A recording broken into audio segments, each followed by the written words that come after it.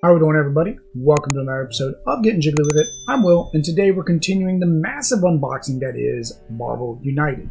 Wanted to get these unboxed in time for you guys to be able to see what the game modes kind of look like. I did not read through the rules, so we're not going to be exacting to what you're supposed to do, but usually looking at the villain cards and looking at some of the components will give you a good idea of whether or not you want to back this now or not, considering these will not be coming to retail, with the exception of the Spider-Verse. That one, CMON did say was still going to come to retail. That said, we are up to Guardians of the Galaxy Remix. Now, of course, all of the Guardians are not in this box.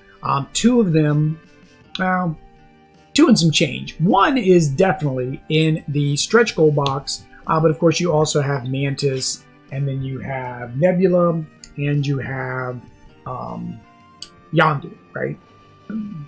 I guess Howard the Duck, if you want to count him. But it's kind of disappointing, but the problem is you only can have 4 players in a game, so putting a 5th character really wouldn't work. So basically you get to sit, you know, whichever one you don't play, Drax or whatnot, over on the side, or maybe you just play Rocket and Groot together, because they're buddies, right? But here is the rules, and I got a hiccup there. So here are the rules. There is the Plan B challenge. There is a challenge mode. This one is a single page, unlike the Infinity Gauntlet, which we opened last, which was an entire book because it's a campaign, it's a rules. It's going to take you a lot more to figure that one out. With that said, let's get into the first item of the day, of the unboxing, and those are the location check. This is what happens when you open this many boxes back to back to back. You just, words don't work no more. Now, of course, any of the location cards can be used in any of the expansions. You've got the Milano here first. You may move to any other location, so free movement. Nowhere. End of your turn, you may discard 1 action token to gain 2 action tokens of your choice between one of those actions. So that's... You would need a way to gain the action tokens before that comes in as any help. So hopefully one of the Guardians gives you action tokens. End of turn, you may draw cards until you have 3 in your hand. Morag, oh, I forgot that one. That was Xandar. Morag, you gain 1 wild, so that's good. Collector's Museum. You may discard 1 action token to draw 1 card. And then Kiln. End of turn, you may discard 1 card from your hand to the bottom of your deck to place 1 token from the pool on any threat card. Those are your locations for the Guardians. For your villain, of course, you get Ronan, the Accuser. So not too beefy. He's at 5. That's one of the higher up there. Most times your villains are about 3, 4. So I mean, I guess he's a little bit on the high side.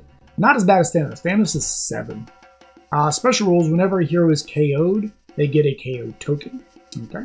Bam, deal 2 damage to 1 hero if in Ronan's location. Okay, so just stay away from Ronan. Overflow, if you cannot place a token, deal 1 damage to a hero for each they cannot be placed. And then Villainous Plot, heroes lose when the group has 4 KO tokens. What are these tokens, you ask? Well, if you did not see the unboxing of the stretch goals, which you should go back and watch that because we show off our beautiful painted minis. These are the KO tokens. They say KO. Alright, so next let's look at our minis, and then we'll look at the cards. So here is Ronan. They're always doing a great job on their minis. The red, I've noticed, is a little bit softer. So there is a little bit of bowing sometimes. Although I'm amazed there isn't as much as the hammers. The hammer's a little bit heavier. There you go. So you got... So the base, looks like they just did like a rock base. Okay, which I guess is okay.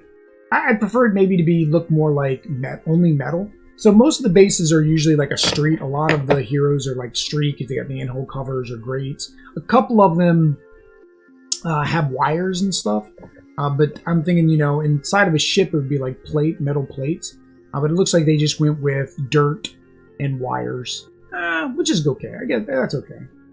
There you go. We got Star-Lord with his elemental guns. And again, as long as they are fake, you can have a gun. If they are real, you cannot have the gun. There's some child law out there that we got set up by the U.S. that prevents guns from being in kids' toys. Although, does G.I. Joe have guns? I guess they're laser guns. They're not like real looking guns. See, this is definitely not a real gun. Okay, now I like this. So yeah, so he's standing up on some type of propulsion unit. Really like that for Rocket. There you go. Let's get it to try to focus again. So he's got his little... this is actually part of him. That was part of the experiment. He's got this little back piece. There we go. Rocket Raccoon. He doesn't like to be called a raccoon. He's Rocket. I am Groot. He's strong Groot. So they had a lot of different ways they could have gone with Groot, right? They could have gone to the little, it's a chibi, right? So why not make it like baby Groot, right? Or they could have gone, I don't think they would have gone teenage Groot. That wasn't really that great of a Groot. But the adult Groot, I guess, is, of course, what they went with. It could have been nice if they would have put a little bit of leafage on him, maybe. Just as like an homage to him growing like a little flower. And then the last hero, or heroine? Yeah. The last heroine is Gamora. That's a big blade, man. You can have blades, you just can't have guns. Okay, and then she's got cinder blocks. Cinder blocks make no sense. So they got her in a city vibe. So that's a complete mess up there. That loses the thematic immersion. So you can only play her if you're going to play her in New York City. New York City. Oh, what's up with her hair? Okay, so that's a mold line. So I've not noticed many mold lines, but she does have one right there that will have to be trimmed off on her hair. Looks like. But otherwise, most of these minis are really good. And I like it when they do the little bit of edging where the detail is going to be, so it makes it a little bit easier for novice painters. If you're a new painter, these minis are great for painting because the details are so big. It's really easy to kind of line up and get your paints to not get in the wrong spots, right? Because a lot of the stuff is very large. And as always, struggling with the plastic wrap. I got it, guys. Don't worry. I got it. All right. So here we go. So here is the villain. So here's Ronin's stuff. So we'll go through his stuff first. All right. So here's the Plan B challenge. So it is 1 to 4 players, which is nice. So this and most of the other ones are, I think Asgard is the only one that cannot be played with less than 3. And that's because Loki's in disguise. Setup, replace the 3 base mission cards with the Plan B mission cards. Heroes can win as usual by defeating the villain, but they also immediately win if they complete all 3 Plan B mission cards. Okay, so we're going to get different mission cards. Okie dokie! That's a lot of thugs. That's a lot of civilians. And you have to do all 6 threats. Wow, this upped the difficulty.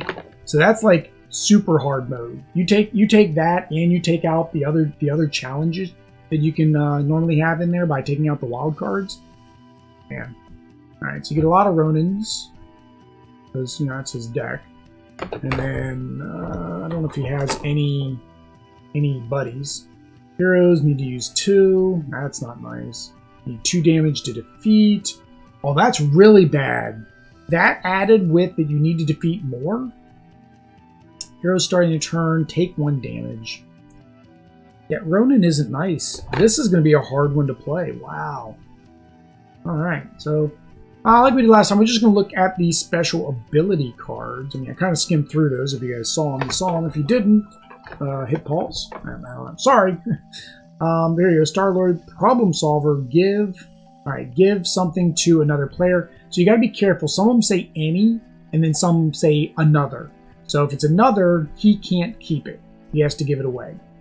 So he has 3 of these. So this seems very common with a lot of the expansion boxes. The special abilities don't seem to change from hero to hero. I think Black Panther was the only one that had different ones. The Thor box, the Asgard box, and the rest of them in Black Panther's box, it was just the same thing. You gain 1 wild token, or your action tokens can be used twice. Gain 1 wild, so it's Master Tinker. Oh, hang on, so he does have a different one. Raccoon Senses, gain 1 wild, or convert any number of action tokens to wild. Okay. So far, I've not figured out how to get the wild tokens, though. I haven't seen anything that gives the wild tokens.